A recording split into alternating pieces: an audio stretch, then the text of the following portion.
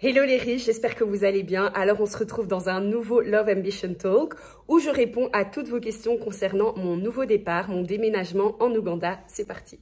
Pourquoi l'Ouganda? C'est très simple.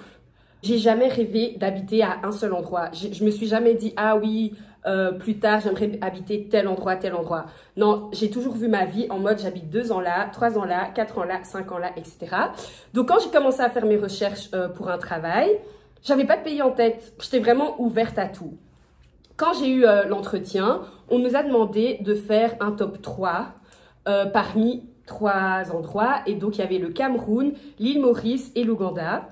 Et le Cameroun ne m'intéressait pas. Les Camers, j'ai rien contre vous, mais genre, ça m'intéressait pas du tout. Et l'île Maurice, j'ai déjà été en vacances.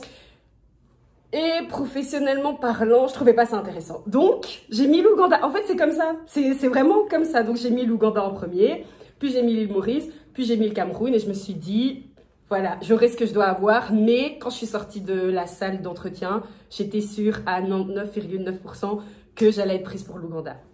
Donc, c'est un pays...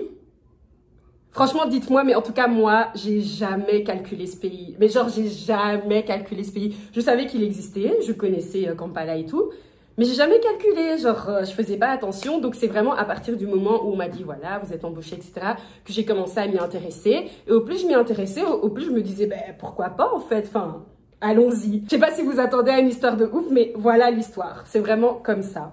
Qu'est-ce que je fais ici? Je travaille comme sales manager. Donc, en gros, je suis responsable commercial. Et pour faire un petit résumé de ma vie professionnelle depuis que j'ai quitté les études, c'est que j'ai toujours travaillé en tant que commercial, mais à différents endroits, enfin dans différentes entreprises et dans différents secteurs.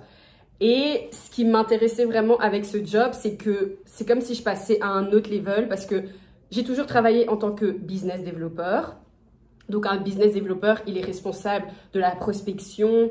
En gros, c'est celui qui ramène l'argent dans l'entreprise, c'est celui qui ramène les contrats à l'entreprise. Et là, en tant que sales manager, ok, d'un côté, je suis responsable commercial, mais d'un autre côté, je suis aussi responsable des opérations. Donc, en gros, j'ai plus de responsabilités et je vais être menée à gérer une équipe et tout. Et ça, c'est quelque chose qui m'intéressait parce que c'est clairement... Enfin, c'est une autre étape. Donc, le job m'intéressait vraiment et donc, voilà.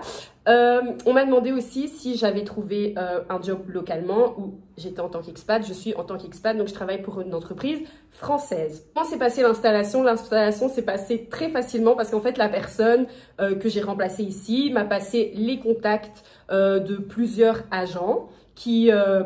quand j'étais en France, en fait, ils m'envoyaient des photos, je faisais des visites sur WhatsApp des appartements. Donc, quand je suis arrivée, j'avais directement mon appartement. Ça a vraiment été de façon très smooth, c'était très facile. Pour tout ce qui est visa, etc., en fait, en tant qu'expat, pour travailler dans un autre pays, il faut avoir un permis de travail. Maintenant, si vous avez voilà, des idées d'aller travailler dans un autre pays, il faut aller sur Conseil aux voyageurs, enfin aller sur le site de l'ambassade du pays où vous voulez aller et il y aura toutes les explications sur comment il faut faire. Mais ici, par exemple, voilà, tu arrives avec un visa et puis tu dois faire une demande de permis de travail, etc. Et puis tu attends que tu as ton permis de travail. Enfin, c'est aussi simple que ça, mais il faut de la patience. Il faut de la patience pour tout ce processus, etc. Il faut se faire vacciner. Enfin, en fait, c'est le train-train. Enfin, c'est la base quand tu vas dans un autre pays, sauf que là, tu pars plus longtemps. Donc, ils vont te demander beaucoup plus de documents, etc. Est-ce que j'ai eu peur de partir loin de ma famille, de me retrouver seule dans un autre pays, etc. À partir du moment où j'ai signé mon contrat jusqu'à ce que j'arrive ici, j'avais pas peur. Mais je pense que je réalisais pas. Mais le sentiment que j'avais, c'était vraiment pas de la peur. J'étais juste, surtout avec l'attente du Covid et tout, j'étais fatiguée. En fait, je voulais partir, donc j'étais fatiguée et je me disais que voilà, enfin je pars. Donc, il y avait ni de la peur, ni de la tristesse, il y avait rien. C'était juste un ouf, je pars. Puis quand je suis arrivée ici, j'ai pas eu peur, mais j'étais triste. Franchement, les premiers jours, j'étais triste, je vais pas mentir, j'étais vraiment... En fait, j'étais contente parce que voilà, j'ai atteint un objectif que je voulais depuis longtemps, etc. Mais j'étais triste dans le sens où, purée, je suis seule en fait, toute seule, ici, loin de tout le monde. Et je me disais, purée, je vais rater des anniversaires, je vais rater des fêtes, je vais rater des moments avec les gens que j'aime et tout. Mais cette pensée est partie bien vite, enfin après quelques jours quand même, parce que je me suis dit, ben la vie elle est faite de choix. C'est ton choix. En fait, personne m'a envoyé ici. C'est moi-même qui a choisi ça. Donc, on assume. Je sais pourquoi je le fais. Et voilà quoi. Mais peur d'être seule et tout, non, parce que j'ai pas vraiment un problème avec le fait de me retrouver seule. Ça me dérange pas. J'étais plus triste. C'était plus de la tristesse, pas de la peur. Qu'est-ce qui te pousse à voir plus loin? Qu'est-ce qui te motive tous les jours? Imagine, tu as une plante chez toi. Elle est hyper belle. Est-ce que c'est parce que tu la trouves belle que tu vas arrêter de lui donner de l'eau?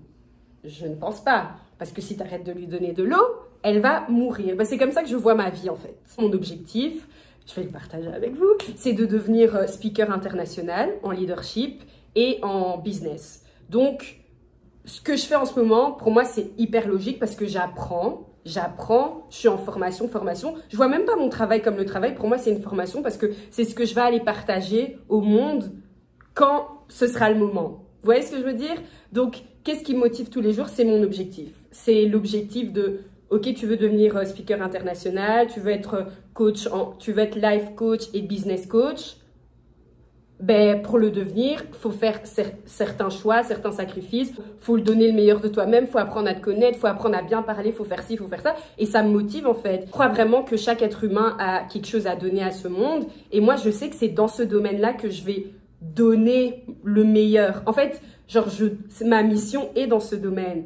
Et si je veux accomplir ma mission, je suis obligée de chaque jour, de chaque jour faire ce que je dois faire. Vous voyez ce que je veux dire? Donc, en gros, qu'est-ce qui me pousse à voir plus loin? Qu'est-ce qui me motive tous les jours? C'est vraiment mon objectif final. Genre, mon objectif final est ne pas vouloir vivre dans la médiocrité. Je veux rien de médiocre autour de moi, que ce soit sur moi, en moi, autour de moi. Je ne veux rien de médiocre. Je veux des belles choses. Je veux. Quand tu vises quelque chose et que c'est très clair dans ta tête, tu peux pas ne rien faire, c'est impossible. Ça veut dire, si tu fais pas, ça veut dire, pour moi en tout cas, si tu fais pas, ça veut dire que c'est pas assez clair dans ta tête ou t'es pas assez déterminé. Voilà. Dernière question, on m'a demandé quelle a été la réaction de mes proches, ma famille, mes amis, quand je leur ai dit que je voulais aller travailler en Ouganda et comment est-ce que j'ai réagi par rapport à cela. Alors, première chose à savoir, c'est que la plupart des gens dans mon entourage sont croyants, chrétiens et genre vraiment, genre, ils croient vraiment en Dieu, vous voyez? Donc, quand je l'ai annoncé à certaines personnes, il y en avait qui étaient là, oh, gloire à Dieu, oh, trop bien, nanani, nanana, quelle grâce et tout. D'autres personnes étaient en mode, oui, mais moi, je pense pas que c'est la volonté de Dieu, je vais prier pour, nanani, moi, je pense pas que... Et puis, donc, après avoir prié, il y avait des réponses en mode, oui, moi, je pense pas que Dieu te veut là-bas, etc., etc.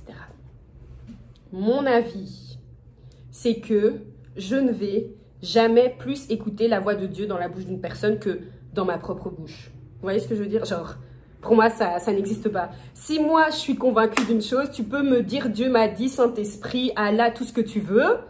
C'est mort, en fait. Il n'y a pas de... Je vais pas t'écouter parce que... Pourquoi Dieu, il va te dire à toi et pas à moi? Surtout pour ma vie. Non, je pense que Dieu peut nous donner des signes à travers les gens. Mais si moi, je suis convaincue, il n'y a vraiment personne qui va venir me faire douter. C'est mort. Donc, pour les avis négatifs ou douteux que j'avais, ben, au début, j'étais en mode... Oh, mais pourquoi tu as besoin d'aller prier pour savoir si c'est la volonté de Dieu pour ma vie? Non, sois juste content. Si moi, je te dis que c'est ça en fait. Donc, j'étais un peu... je trouvais ça un peu bizarre. Après, je me suis dit, bon, ils font ça pour mon... Dans leur vision des choses, c'est pour mon bien qu'ils font ça, donc je les laisse parler. Mais moi, ça change rien en fait. Ça change vraiment, vraiment rien.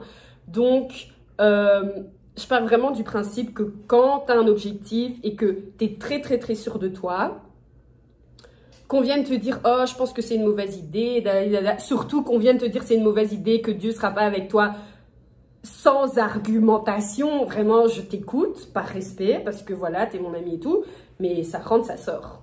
Voilà. En gros, moi, c'est comme ça que je l'ai ressenti. Mais sinon, la plupart étaient très, très, très motivés, même s'ils ne comprenaient pas pourquoi l'Ouganda. Mais pour vous dire la vérité, pourquoi l'Ouganda, enfin... Je vous ai expliqué au début de la vidéo pourquoi l'Ouganda. Il n'y a pas de oui, enfin, je sens que je dois être ici. Je sais pas comment vous expliquer. Je sais que je dois être ici. Et le vrai pourquoi, ben, l'histoire nous le dira. Voilà, de toute façon, je partage avec vous, donc je vous le dirai. Mais c'est une aventure. En vrai, c'est vraiment une aventure. Et dans ma vision des choses, je trouve ça très important, en fait, de travailler en Afrique, voir les réalités. Parce que c'est bien beau d'être en Europe et tout, et dire oui, moi je veux aller travailler en Afrique, je sais que c'est comme ça, alors que tu n'as jamais travaillé ici, tu es juste venu en vacances et tout. Donc pour moi, c'est quand même important d'avoir une expérience dans un pays africain et qui sait après dans un pays je ne sais où sur Terre. Parce que comme je vous dis, je veux être speaker international. Donc je veux être dans le monde entier. Je veux pouvoir conseiller des entrepreneurs sur le continent, en Asie, partout. Donc en fait, c'est logique que je m'imprègne de la façon de faire du business ici et dans quelques années, peut-être dans un autre pays. Donc voilà, en gros pour moi c'était hyper logique en fait de venir ici, même si je connaissais rien de ce pays. Le reste vraiment l'histoire nous le dira, c'est vraiment ça, mais là je suis vraiment dans une optique de t'es ici et tu vas apprendre tout ce que tu dois apprendre. Tu vas apprendre, faire des fautes peut-être, mais c'est pas grave. Et donc voilà, en gros, ma vision, ma motivation. Voilà, c'était le premier épisode de Stéphanie en Ouganda. Il y aura un deuxième épisode. Qui sait, ce sera un vlog. Dites-moi si vous voulez que je vlog et je le ferai avec grand plaisir. N'hésitez pas à partager, liker, commenter. Dites-moi tout ce qui vous passe par la tête. S'il y a des choses que vous n'avez pas compris, tell me. Et on se retrouve très bientôt. Salut!